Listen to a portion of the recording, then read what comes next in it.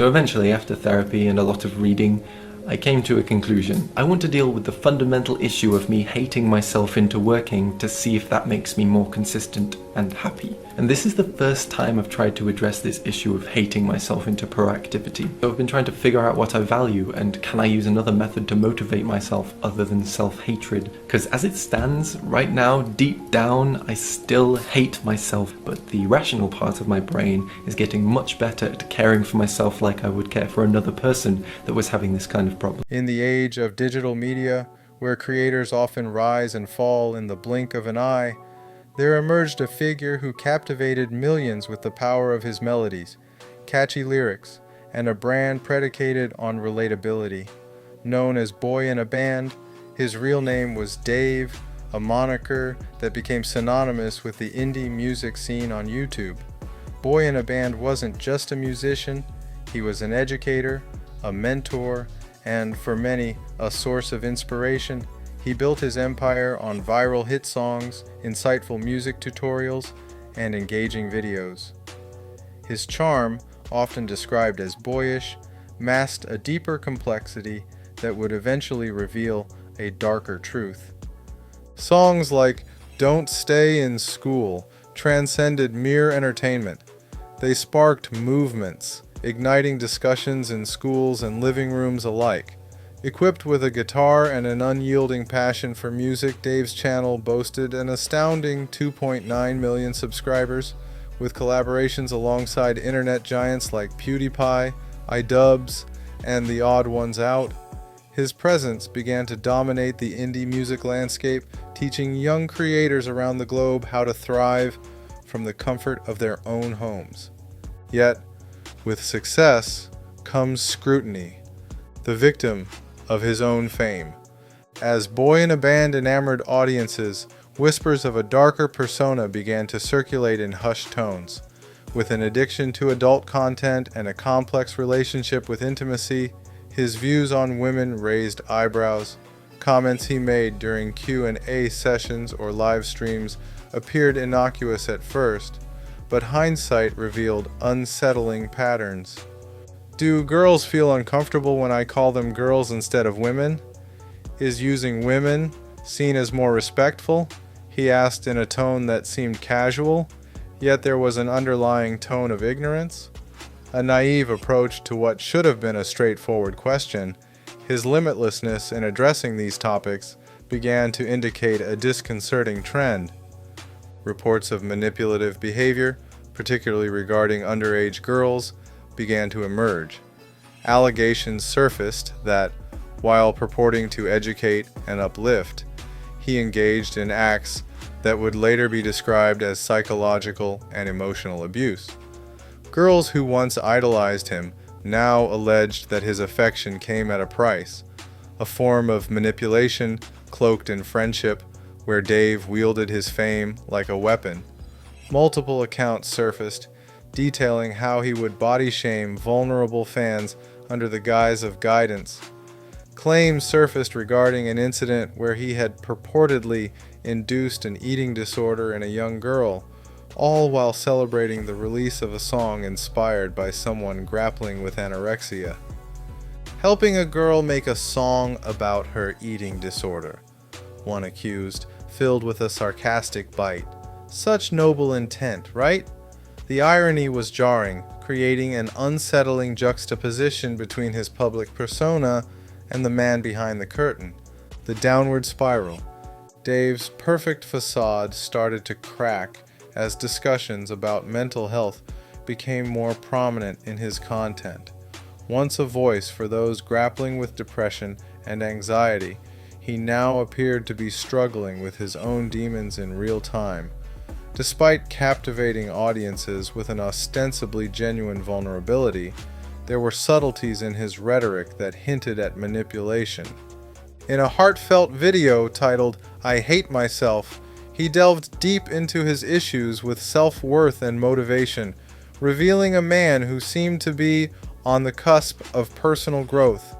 "I didn't want to say anything because no one wants to hear about this," he asserted, "and I just didn't want to be whiny."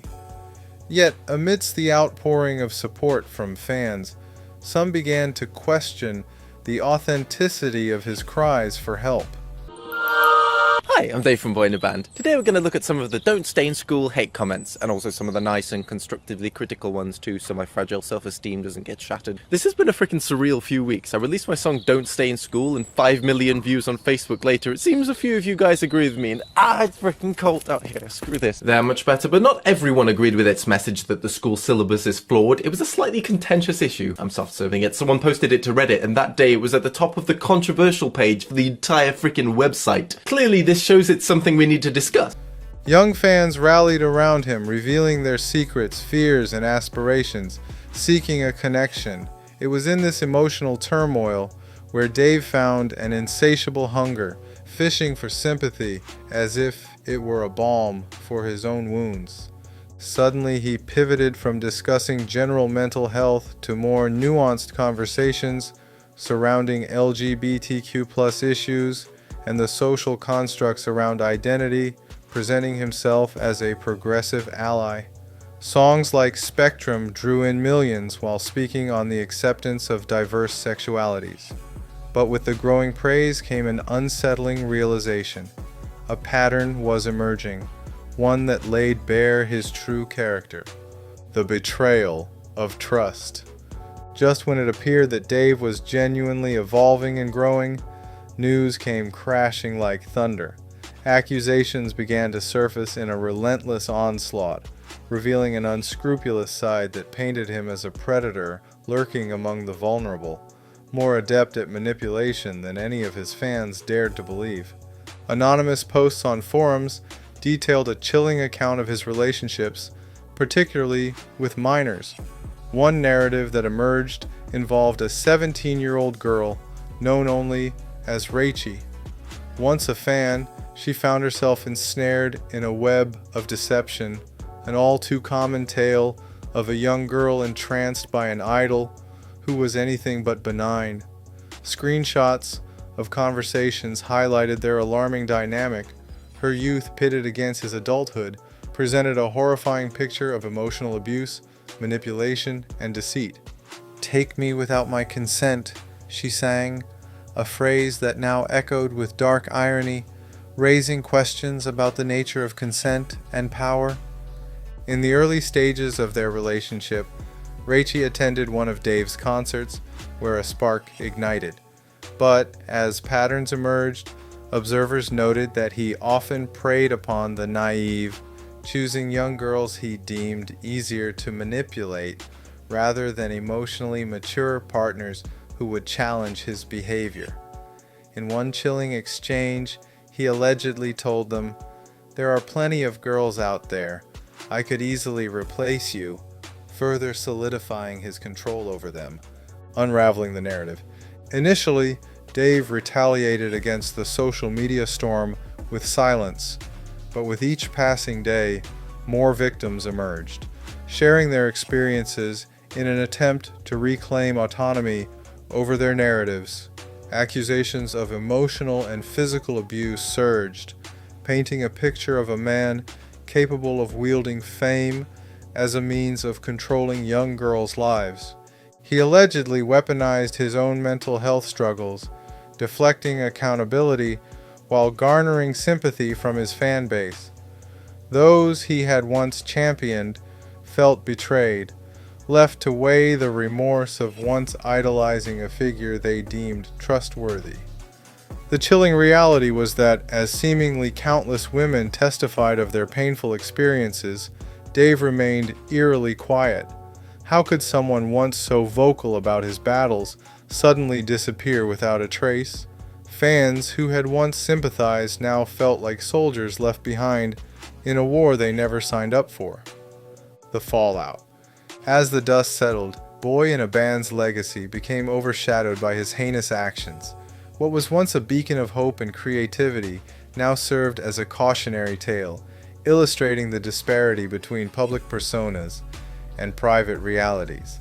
As fans grappled with a sense of betrayal, some initiated discussions around the fascination with toxic figures, questioning how charisma can mask predatory behavior. Conversely, the digital landscape bore witness to the fallout. Dave was swiftly relegated to the shadows as former fans sought solace in discussions, empowering one another with shared narratives, seeking to dismantle the ideology of idol worship that had so fiercely clung to their hearts. Community spaces that once celebrated his music transformed into forums for healing, self-reflection, and advocacy. Victims of manipulation and abuse encouraged one another, using their voices not as whispers of shame, but as roars of empowerment, slowly reclaiming autonomy in the process. Reflections of an empire. It's often said that the brightest stars burn out the fastest, leaving trails of fire and ash behind. Dave's reign, while filled with energetic productions, well-intentioned chats, and catchy hooks, also left behind a legacy riddled with pain and questions about trust, consent, and accountability. Was there a genuine part of him that desired to create safe spaces for honesty and vulnerability, or did he merely use this guise to lure in the susceptible? As allegations continued to surface, one could only wonder, does he perceive himself as a misunderstood artist, or is he merely the architect of his demise?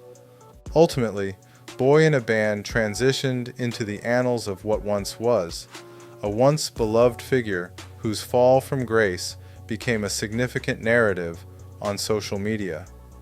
The internet, fickle yet relentless, bore witness to his choices, reminding audiences that behind every viral star glowing in the darkness, there might lie shadows that can no longer be ignored. As the story of Boyinaband continues to ripple through various platforms, one fundamental question remains. Will the world ever ask for accountability from those at the helm of influence? Accountability must transcend the realm of celebrity. It must seep into the culture of adoration we foster for those in power. Each tale of deception unravels a broader commentary, a challenge for society to confront uncomfortable truths. And as for Dave, the infamous Boyinaband, his silence speaks volumes compared to the cacophony of voices once enamored by him. Forgotten yet persistent, his saga serves as a reminder. The price of fame can often overshadow genuine talent, eliciting in its wake a sobering narrative that challenges us to redefine what it means to admire from a distance, distancing ourselves from the allure of fame while nurturing empathy for those caught in its blinding light. Will his name ever grace the charts again? Or will it be stitched into the fabric of history as a warning during a time when society must learn from the echoes of those who came before? Let this be a cautionary tale, one that inspires a new wave of artists to choose empathy over exploitation, talent over manipulation, and authenticity over the chasm of façade. In an age where trust can be so easily misplaced, we must forge connections built on respect and understanding, leaving behind toxic legacies and inspiring a new generation of creators grounded in genuine integrity.